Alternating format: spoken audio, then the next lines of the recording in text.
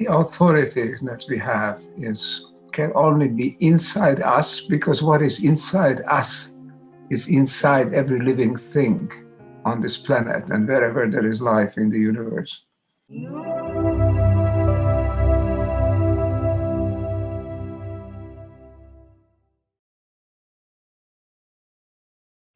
I'd like to welcome to the show Dr. Ervin Laszlo. How are you doing, Ervin? Okay, I'm fine. I'm glad to be here to talk to you.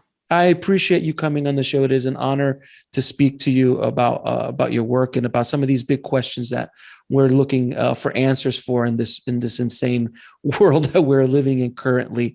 But my first question I'll ask you is, why do you think that the world is going through such a shift, such a great change right now? I mean, even in my lifetime, I've never seen such turmoil, such change in the environment, change in politics, change in governments and people's attitudes in the me kind of world as opposed to the more connected world.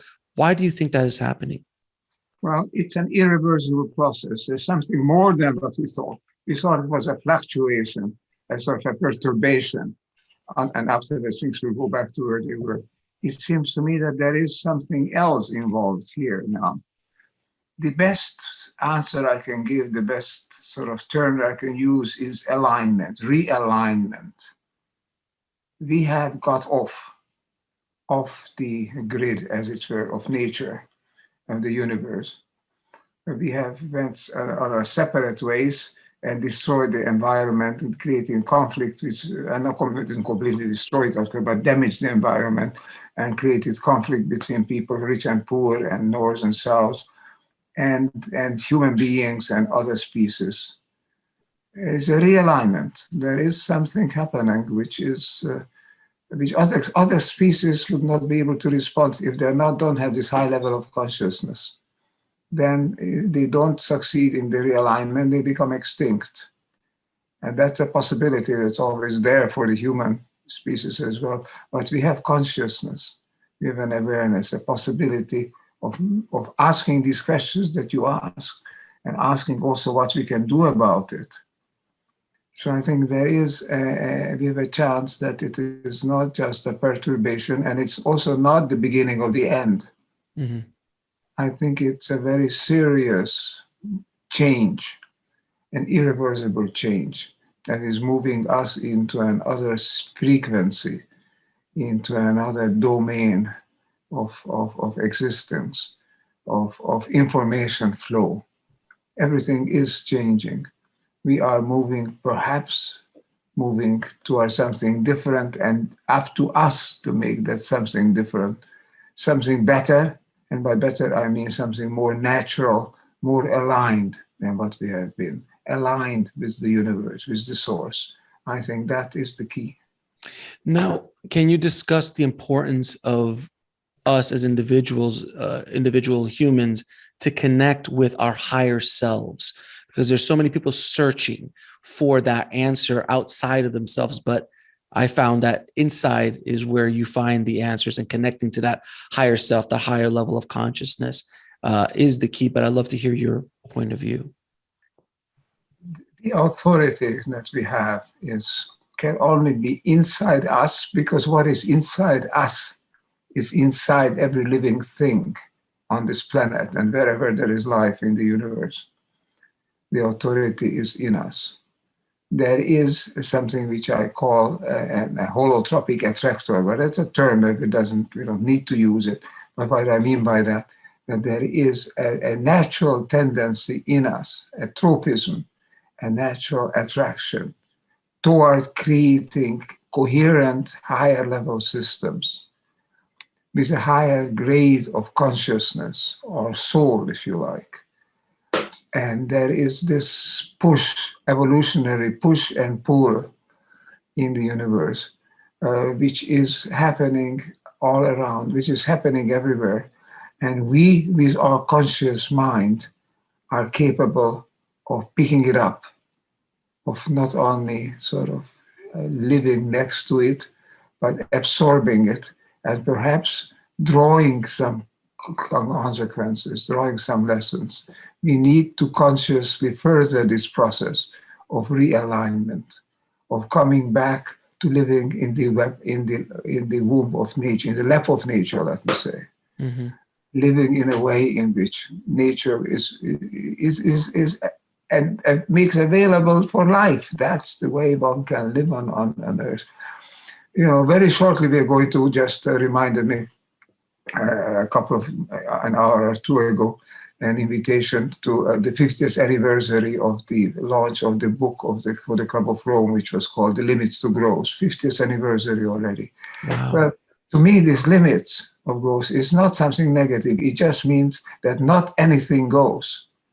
That's the first 50 years ago, the first time actually that humanity as a conscious species has begun to realize that not anything can be done.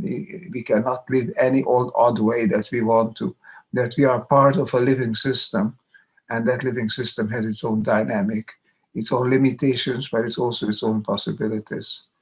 So it's time now, after 50 years, to come back and to reflect, how is it that we can again be part of this evolutionary trend? We are a part of it, but can we be consciously a part of it? That's what I want to say. So what is the definition of consciousness? What is your definition of consciousness? What is it? I don't think anybody can, but it's what we used to call soul or spirit. Mm-hmm. I think it's close to what we can call consciousness. It's something of which there is only one, if that is helpful. Okay, fair enough. As Schrödinger said, the consciousness it doesn't exist in the plural. Consciousness is a spirit which exists in the world, which is non-material, but perhaps the material is really more or less of an illusion. Perhaps what really exists is this higher level. If this spirit is this non-material something which we can't name, because everything else that by which we would name is a result of it, sort of. But it's their consciousness is that universal awareness which makes the world more than a set of material objects vying with one another and surviving or not surviving. Something more, something deeper. That is the spirit which already Plato talked about, the life, the consciousness, the mind, Mm-hmm. We can call it by many names, but it is something which is fundamental in the world, which is probably much more fundamental than anything physical or material. The rest could be a manifestation of this. Ultimately, what there is mind, is spirit, is consciousness. Now, you've spoken about the Akashic field a lot. What is the Akashic field for people listening who don't know it? It's the way the universe appears to us. Okay. The universe is a continuous field as we apprehend it, and where all things are interconnected, where all things are acting together. Sometimes we can disturb it, of course, and then we are out of step, out of sync. But in this field, which is the universe as it appears, the field of life, the field of consciousness, where everything joins together, where everything acts toward a single basic aim, which we can call evolution, which we can best define as a higher level of coherence of all things responding, resonating with each other. So the Akashic field is a field of interconnection, a field of oneness, and a field of joint one system evolution, a field of mind, really. I don't know if that's very much more helpful, but sure. This is what the Akasha is really intuitively has been perceived for thousands of years. There is something which is a continuous, unbroken wholeness, and that appears to us as a field, and that we can say is the Akashic field. Now, why has there been such a move from connection and understanding connection, not only to nature, but to each other? Because earlier, hundreds of years ago, even thousands of years ago, people were much more interconnected, much more reliant on each other.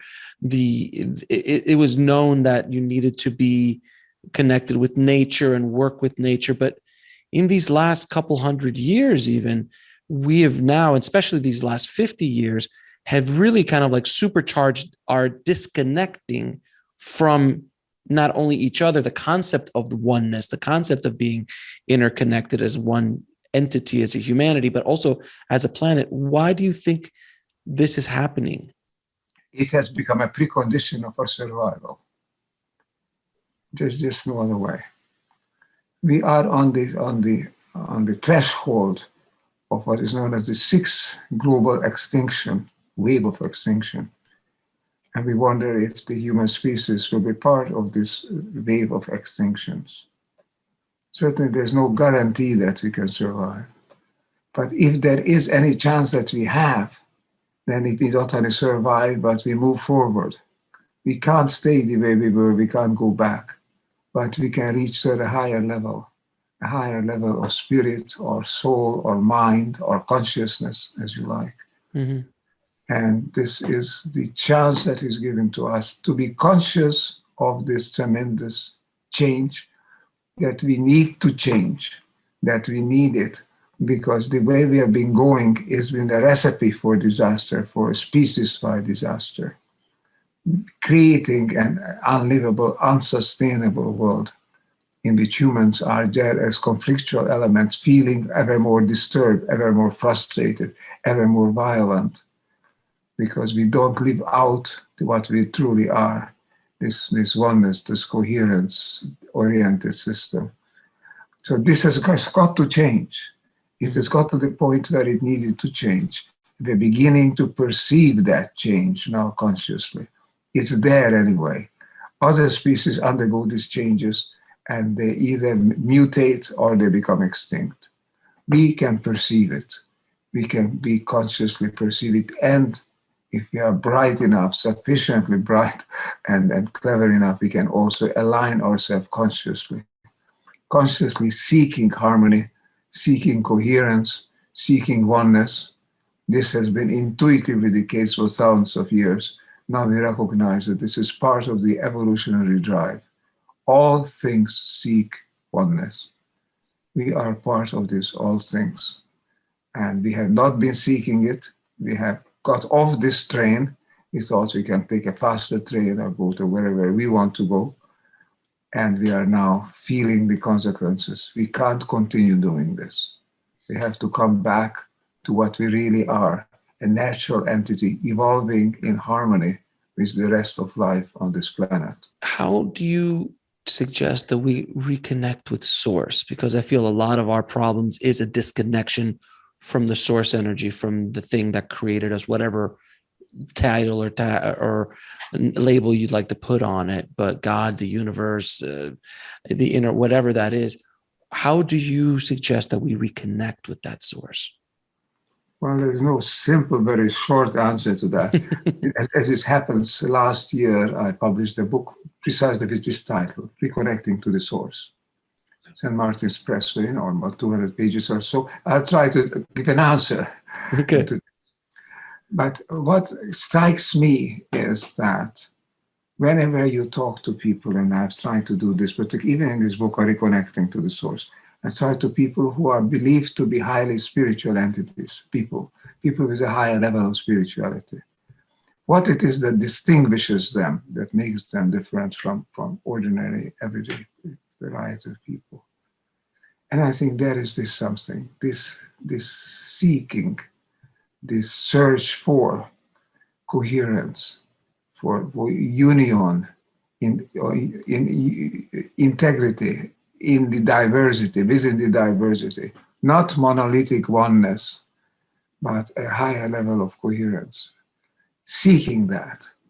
And when you seek that, when you search for that, then you express something that young people call love, or romantic poets have called love. And I can also call it that. Because love in this ultimate sense means not doing something for something or against in return to something. It means an unconditional and universal sense that we are seeking or belonging with the rest, belonging to this place. You call universe itself always very big to call it universe. It seems like a lot of galaxies and stars twinkling and all that, and very impersonal.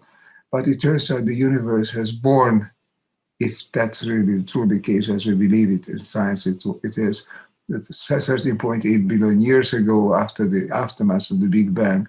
And there has been an initial chaos which is organizing itself all along, creating entities, creating coherent things, atoms and molecules and cells and ecologies, systems of life, galactic systems, and so on. All of this is happening. The initial chaos is giving rise to additional levels of chaos, additional level of coherence, rather. And we are part of this movement. And the point I'm trying to make today is that this is a very major realignment which we can help, which we can live up to, which we can try to work with if we do it consciously. We realign to that evolutionary trend, which are called the holotropism. Holo is for wholeness, a tropism toward wholeness, toward oneness. If you can realign with that and feel the oneness, feel the love, okay, then there's a chance, I think, that we can create a human system on this planet which is aligned with the web of life throughout this planet and throughout nature. Do you think that we are in a sense in chaos at the moment because we need to, within chaos starts the growth process of being able to shift to that next place, because it seems fairly chaotic right now in the world? We are in transition. Yeah. This, what you call chaos, is our hope, is our chance, is the opportunity, because it loosens up what there was. To have continued the way we have been going would have been very bad, suicidal. There's a nice Chinese saying which says, if you continue the way, if you don't change direction, you'll end up exactly to where we have been heading for. Great. But it's now we desperately in need of change of direction. And in fact, it's not even a question of whether change direction, because we can't keep on the way we have been. But the question is, what direction can we find that way? Can we find, which is sometimes referred to as a new normalcy, the new norm, the norm which is in nature, which is in the universe, and which is in us, which we have forgotten. We have completely bypassed any natural limitations on any natural search for coherence that is given to us.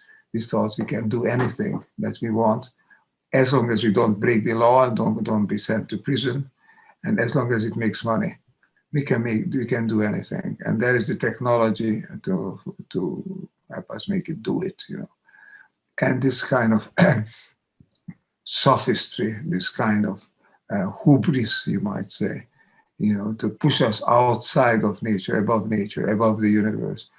That is what we've got to overcome. But we are overcoming it now. Hopefully, I'm not paying the ultimate price, which is extinction. The real, the payoff for this is a higher level of coherence between people and nature, and between this planet and the rest of the universe. That is the ultimate payoff.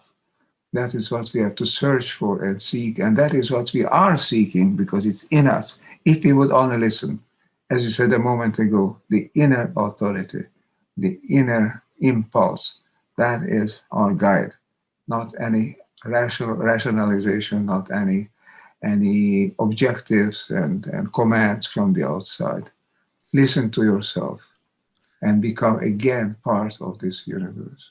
You will live well, you live at home. Now, how do you suggest that we raise the consciousness of humanity as a whole? Because that is what's going to be needed for this shift. Well, we are raising it already.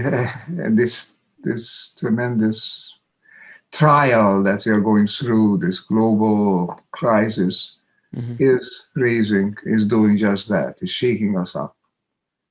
We need to be conscious of it, recognize that this is taking place, and that we can be a part of it. Back, back, back, back to nature, back to the universe. This is not reversing, it's not going back to something past. It's going toward a higher unity, recognizing truly who we are. All sayings, the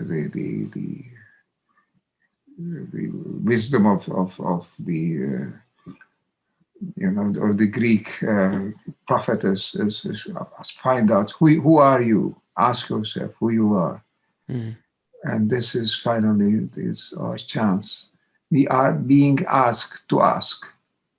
We are prompting to ask, and by us raising this question, taking it seriously, asking us, we can ask ourselves: how do we align? How do we become one again? How do we seek that oneness which is around us? Okay. We have a short time left. I mean, not only in this program, yes. but in the evolutionary time of the species. We have to make use of that time. So let me ask you then, and I've heard you speak about this before. What is the ultimate truth of the universe, in your opinion? It seems to me that the universe moves from chaos to coherence, from disorder, from chance, from randomness toward order, but not a pre-created mechanistic order, deterministic order, but a self-motivated seeking toward higher levels, of using these poetic terms of oneness, of belongingness, higher levels of work, of feeling ourselves together. There is something in that direction which is now going on. It is becoming more and more unlikely that we simply go back to where we had been before this crisis, because that we could reverse the clock and then just pick it up from there. There is something new coming to be born, and it's up to our conscious mind, up to our consciousness, our soul, if you like, is to pick that up, to resonate with it, and to work with it, seeking the oneness, seeking the coherence. Okay, it sounds, poetic, but if we don't do it, we can't survive on this planet. If we really do it consciously, we can find the way to live in harmony and the way to survive, because life is not chaotic. Life is coherent, and we have lost that. We have got to find it again. Join that coherence, which is life in the universe. Are you hopeful for the future of humanity? I think the very fact that we are here and talking about these things is a hopeful sign. I think we have a chance, we have an opportunity. I wouldn't say it as a forecast, but that we can ask these questions, and people are asking about these questions, and they're asking for answers, they're asking themselves also. That is a wonderfully great sign.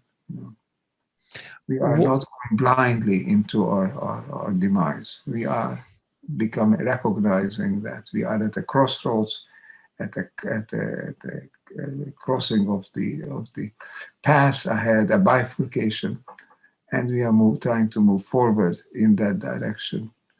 Why is a hopeful thing. Why do you think that there are so many forces within humanity that want to go back to the way things were, that magical time in their minds that was perfect and everything, but they want to keep going back as opposed to opening up for this change? Why do you think? Well, back to what? Exactly. Yeah, if you just go back to what we have been having up to 2-3 years ago, the industrial civilization, where anything goes as long as it makes money, and we are all separate beings competing with one another. If that's what we go back to, that's suicidal.